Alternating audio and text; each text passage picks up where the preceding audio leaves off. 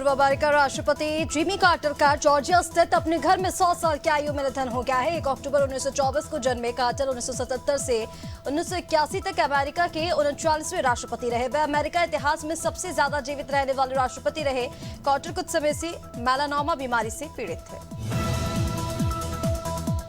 यूरोपीय देश क्रोएशिया में राष्ट्रपति चुनाव के लिए वोटिंग पूरी हो गई है। राष्ट्रपति पद की रेस में कुल 8 उम्मीदवार थे। किसी भी उम्मीदवार को बहुमत के लिए जरूरी 50% वोट नहीं मिले हैं। वर्तमान राष्ट्रपति जोरान मिलोनोविच ने सबसे ज्यादा 39% वोट हासिल किए हैं।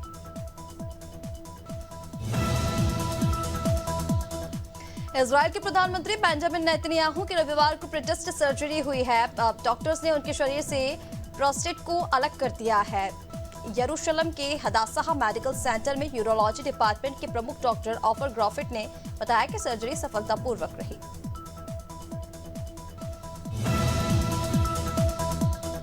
रक्षा मंत्री राजनाथ सिंह का बड़ा बयान सामने आया, जहां रक्षा मंत्री ने कहा कि सुरक्षा के मोर्चे पर भारत बहुत भाग्यशाली देश नहीं है। हमारी सेना उत्तरी और पश्चिमी सीमा लगातार चुनौतियों का सामना कर रही है। हम शांत बेफिक्र होकर नहीं बैठ सकते। हमारे दुश्मन चाहे अंदर हों या बाहर, वे हमेशा एक्टिव रहते हैं।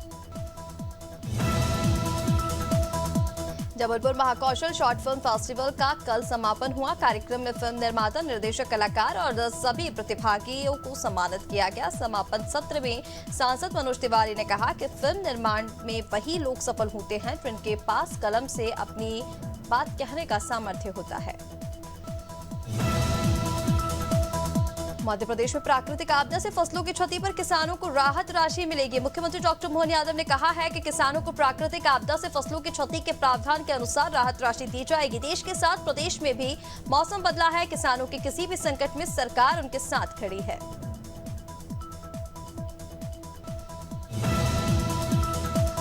दिल्ली के पर्यावरण मंत्री गोपाल राय मिल्खा सिंह मिनी स्टेडियम का उद्घाटन करने पहुंचे, जहां स्थानीय जनता ने उनका विरोध काले झंडे दिखाकर किया। इस दौरान भाजपा के वरिष्ठ नेता जय भगवान गोयल भी मौजूद रहे। जय भगवान गोयल ने गोपाल राय पर गंभीर आरोप लगाए।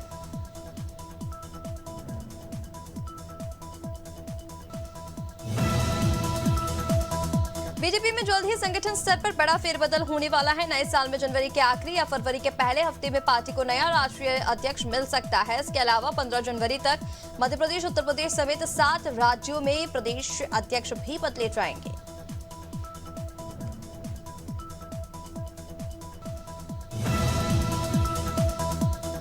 सागर के रैली में स्थानीय चिकित्सक संघ ने वर्षांत पर एक बैडमिंटन प्रतियोगिता का आयोजन किया, जिसमें क्षेत्र के शासकीय और अशासकीय चिकित्सकों ने भाग लिया। तो वहीं कार्यक्रम के मुख्य अतिथि पूर्व मंत्री स्थानीय विधायक पंडित गोपाल भार्गव ने चिकित्सकों को पुरस्कृत किया।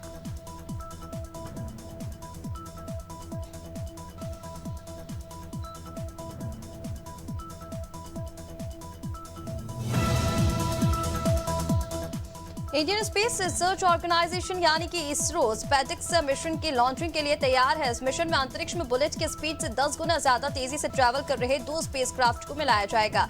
इसे डॉकिंग कहा जाता है। मिशन सफल रहा तो भारत ऐसा करने वाला चौथा देश बन जाएगा।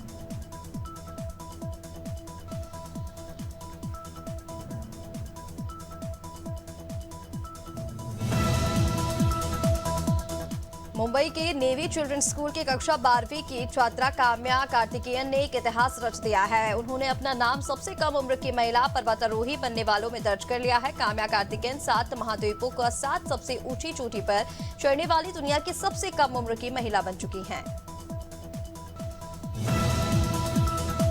बुलंदशहर में बीती शाम से लापता युवक का शव मिलने से इलाके में हड़कंप मच गया। युवक की पहचान विनोद के रूप में हुई है, जो औरंगाबाद थाने के इलना गांव का निवासी था।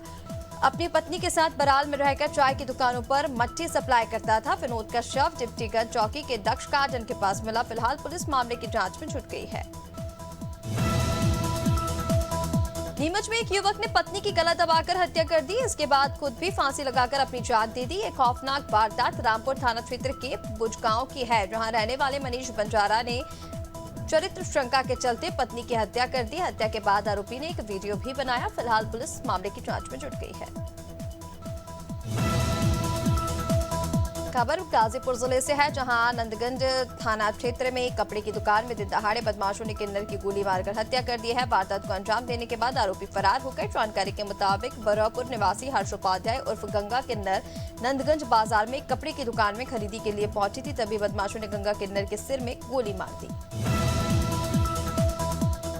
बिजनौर में बड़े भाई ने छोटे भाई की धारदार हथियार से हमला कर उसे मौत के घाट उतार दिया। मामला नूरपुर थाना क्षेत्र का है। मोहित कुमार का अपने बड़े भाई से मामूली बात को लेकर कहासुनी हो गई थी और गुस्से में आकर बड़े भाई ने छोटे भाई पर चाकू से वार कर हत्या कर दी। फिलहाल पुलिस ने आरोपी को गिरफ्तार कर लिया है।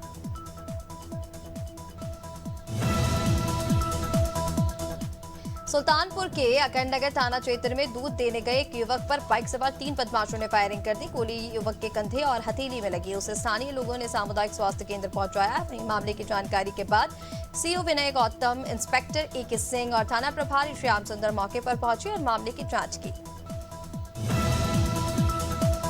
मथुरा वृंदावन के रमन रेती चौक क्षेत्र में देर रात आपसी रंजिश के कारण फायरिंग हुई, जिसमें एक श्रद्धालु घायल हो गया। घटना की सूचना मिली कि पुलिस मौके पर पहुंची और घायल श्रद्धालु को अस्पताल में भर्ती कराया। मामले की जांच में सामने आया कि गोपाल और पुनीत के बीच विवाद था, जिसके चलते पुनीत ने फायर किया और गोली एक राहगीर को लग गई।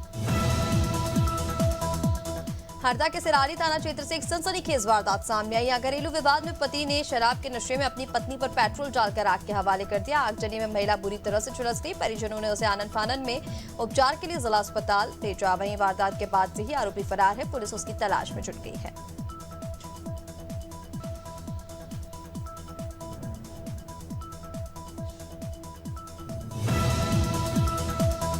पीलीभीत में हुए एनकाउंटर में मारे गए 3 खालिस्तानी आतंकियों के मसले में एक बड़ा खुलासा हुआ है। जानकारी के अनुसार खालिस्तानियों के पीछे एनआईए का मोस्ट वांटेड आतंकी था, जिसकी लंबे समय से तलाश जारी थी। सूत्रों के अनुसार 10 लाख के इनामी कुलबीर सिंह सिद्धू ने लंदन से तीनों खालिस्तानियों के फर्जी आधार कार्ड भेजे थे।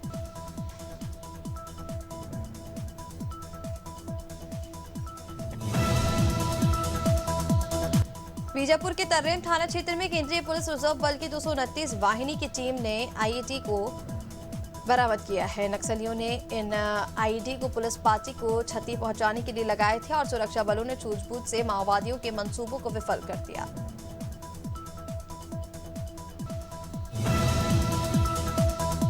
मथुरा में कोतवाली पुलिस ने 3 शातिर लुटेरों को मुठभेड़ के दौरान गिरफ्तार कर लिया। इस दौरान पुलिस की जवाबी कार्रवाई में गोली लगने से 3 आरोपी घायल हो गए। आरोपियों के पास से लूटी गई पिकअप, अवैध 3 तमंचे और जिंदा कारतूस बरामद हुए। बता दें कि तीनों आरोपियों ने हरियाणा में वाहन चालक को बंधक बनाकर उसकी गाड़ी को लूट कर फरार हो गए थे।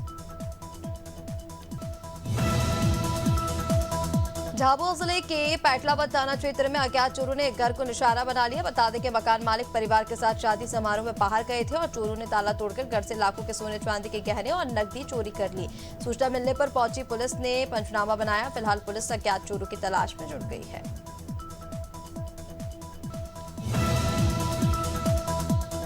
कोरबा में दीपक थाना पुलिस ने एससीसीएल की खदानों से डीजल चोरी करने वाले गिरोह के सदस्यों को गिरफ्तार किया। उनके कब्जे से 2345 लीटर चोरी का डीजल भी जब्त किया। डीजल चोरों के साथ पुलिस की मिलीभगत होने पर एसपी सिद्धार्थ तिवारी ने जांच के बाद कड़ा एक्शन लेने की बात कही। एसपी ने 6 पुलिसकर्मियों को निलंबित भी कर दिया है।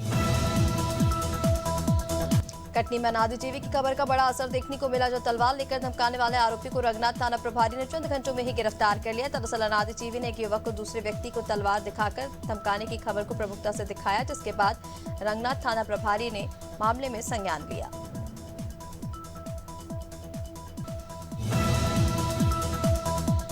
प्रयागराज में महाकुंभ से पहले कुंभ का जन्म हुआ। महाकुंभ के सेंट्रल हॉस्पिटल में चिकित्सकों ने एक महिला की डिलीवरी कराने में सफलता प्राप्त की। महाकुंभ मेला के नोडल चिकित्सक स्थापना डॉक्टर गौरव दुबे ने बताया कि महाकुंभ के सेंट्रल हॉस्पिटल में पहले लड़के का जन्म हुआ। जच्चा और बच्चा पूरी तरह स्वस्थ है।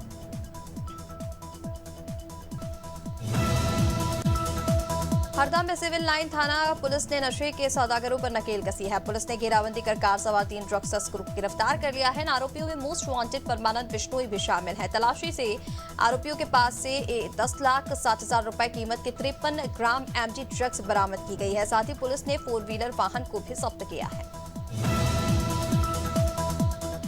सीहोर के वन परिक्षेत्र लाड़कुई में वन माफिया सागौन के सिल्लियों का परिवहन धड़ल्ले से कर रहे थे। बीती रात वन अमले को सूचना मिली कि लाड़कुई वन क्षेत्र में वन उपज का अवैध परिवहन हो रहा है। वनकर्मी कार्रवाई करने के लिए रवाना हुए। इस दौरान बगलीखेड़ा छापरी मार्ग पर 6 से 7 व्यक्तियों ने वनकर्मियों के वाहन को रोका, उनके साथ अभद्रता की। वनकर्मियों ने मामले की शिकायत लाड़कुई चौकी में की। हरदा जिले के राहत गांव तहसील के बीच बाजार में एक मासूम जंगली सुअर ने हमला कर दिया। इस दौरान सुअर बच्चे को करीब 100 फीट तक घसीटता ले गया, जिससे बच्चा गंभीर रूप से घायल हो गया, जिसे एडमिट किया गया है। फिलहाल बच्चे की हालत अब नॉर्मल है। परिजनों ने बताया कि जंगली सुअर बाजार में अचानक घुस गया और बच्चे पर हमला कर दिया। कोतमा के चौड़ी गांव में मूजर बियर कंपनी के हाइवा ट्रक ने एक युवक को टक्कर मार दी, जिससे उसकी मौके पर ही मौत हो गई। परिजनों ने सड़क पर शव रखकर चक्का जाम किया। इस दौरान उन्होंने मुआवजा राशि के साथ पेंशन की मांग की। मौके पर पहुंचे एसडीओपी ने ग्रामीणों को समझाइश दी। फिलहाल ग्रामीण अपनी मांग पर अड़े हुए हैं।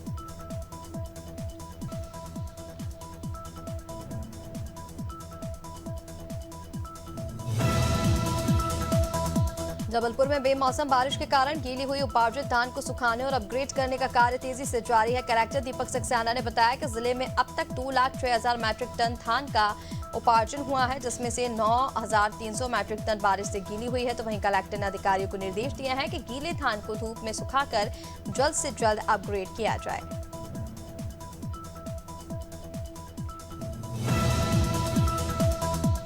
बलिया में लंबित वेतन के भुगतान की मांग को लेकर शिक्षकों ने जिला विद्यालय निरीक्षक कार्यालय में अर्धनग्न प्रदर्शन किया। शिक्षकों ने कहा कि जब तक उनका लंबित वेतन नहीं मिलता आंदोलन जारी रहेगा। उन्होंने बताया कि हाईकोर्ट से फैसला आने के बावजूद जिला विद्यालय निरीक्षक ने वेतन अभी तक शिक्षकों को नहीं दिया है।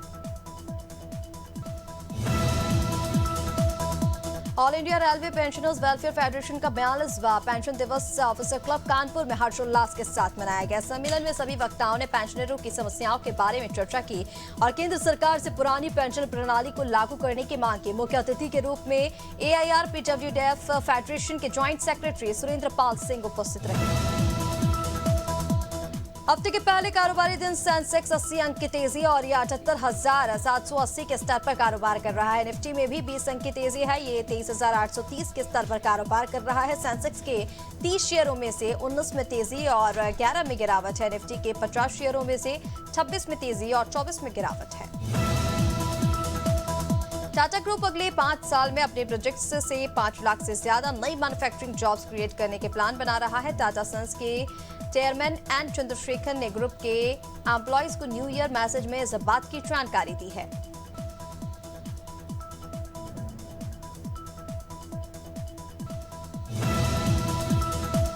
रिलायंस इंडस्ट्रीज ने हेल्थ केयर प्लेटफॉर्म कॉर्किनोस का अधिग्रहण कर लिया है। यह डील 375 करोड़ रुपए में हुई है। रिलायंस की स्वामित्व वाली रिलायंस स्ट्रेटेजिक बिजनेस वेंचर ने कॉर्किनोस हेल्थ केयर लिमिटेड को खरीदा है। कंपनी ने एक्सचेंज फाइलिंग में ये जानकारी दी है।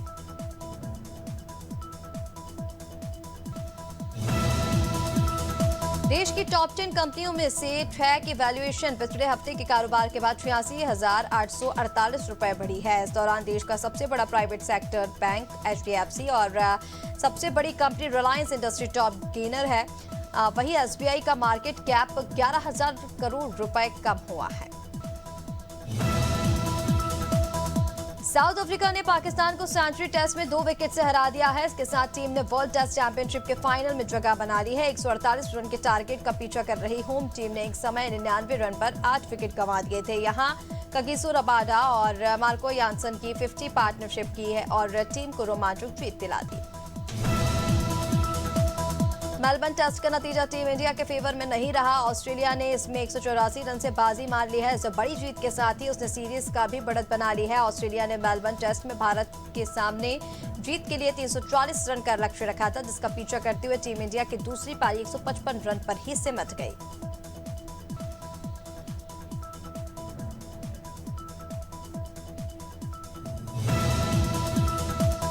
भारत के वर्ल्ड कप विजेता विकेटकीपर सैयद किरमानी ने अपनी किताब स्टम्प्ड लॉन्च की है। बेंगलुरु के चिन्नस्वामी स्टेडियम में इवेंट हुआ। कपिल देव, जवाहर श्रीनाथ, राहुल द्रविड़, अनिल कुंबले और VVS लक्ष्मण भी मौजूद रहे। किरमानी ने ऑटोबायोग्राफी में अपने जीवन और क्रिकेट करियर के बारे में बताया।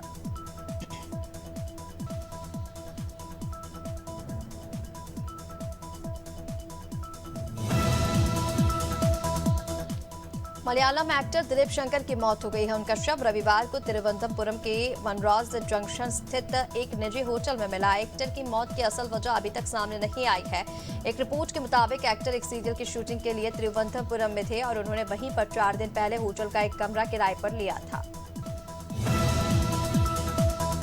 कृति सानन बिजनेसमैन कबीर भैया के साथ रिलेशनशिप को लेकर चर्चा में है। दोनों को काफी बार साथ में देखा जा चुका है। दोनों ने क्रिसमस भी साथ में ही सेलिब्रेट किया। रिलेशनशिप की अफवाहों के बीच दोनों को एक बार फिर से साथ में देखा गया। एक्ट्रेस की बहन नुपुर सेनन ने अपने इंस्टाग्राम हैंडल पर कॉन्सर्ट की कुछ इंस्टाग्राम स्टोरी शेयर की हैं।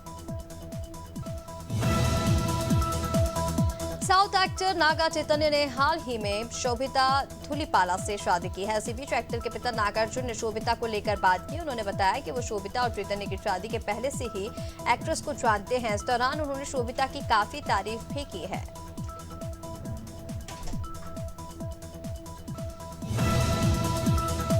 बॉलीवुड एक्टर सोनू सूद ने अमृतसर के गोल्डन टेम्पल में माथा टेका, जहां उन्होंने कहा कि फिल्म से होने वाली कमाई गरीबों की मदद के लिए इस्तेमाल की जाएगी। जब फिल्म की शूटिंग शुरू हुई थी तब भी वह दरबार साहिब में माथा टेकने आए थे और यहां उन्होंने आशीर्वाद लिया था।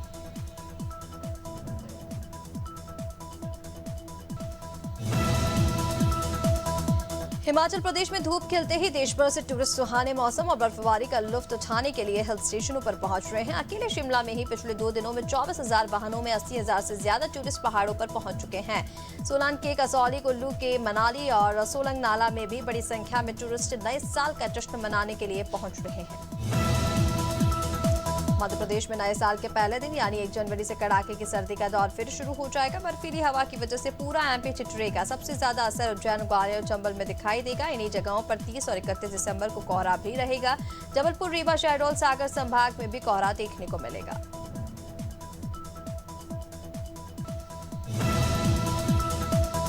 वहीं छत्तीसगढ़ में अब मौसम साफ होने लगा है। उत्तर से आने वाली शुष्क और ठंडी हवाओं का प्रभाव भी पड़ते ही रात के तापमान में तेजी से गिरावट आ रही है। मौसम वैज्ञानिकों का अनुमान है कि अगले 4 दिनों में न्यूनतम तापमान 4 से 5 डिग्री तक गिरेगा। इससे छत्तीसगढ़ में नए साल में कड़ाके की ठंड पड़ने वाली है।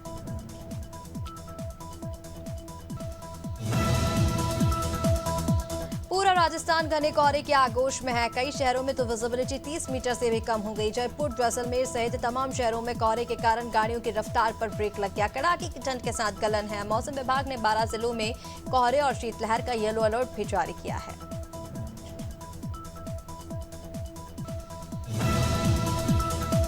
यूपी में ठंड और कोहरे का सितम जारी है। सुबह से 61 किलो में घना कोहरा छाया रहा। विजिबिलिटी 50 मीटर तक रही। ठंड के चलते गाजियाबाद और मेरठ में 8वीं तक के स्कूल 31 जनवरी तक बंद कर दिए गए हैं। मौसम विभाग के मुताबिक अगले 3 से 4 दिनों तक पूरे प्रदेश में घने कोहरे और सर्द हवाओं का दौर जारी रहेगा।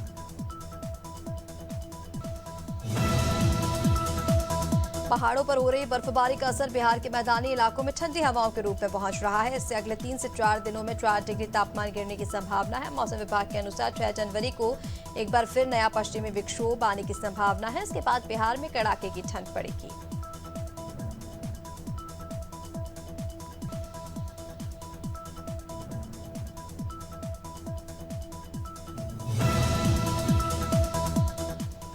और पूरे झारखंड में अभी वेस्टर्न डिस्टर्बेंस का असर है। इस वजह से कई हिस्सों में बादल छाए हुए हैं। मौसम केंद्र का पूर्वानुमान है कि अगले कुछ दिनों में राजधानी रांची समेत कई हिस्सों में वेस्टर्न डिस्टर्बेंस का असर कम हो जाएगा।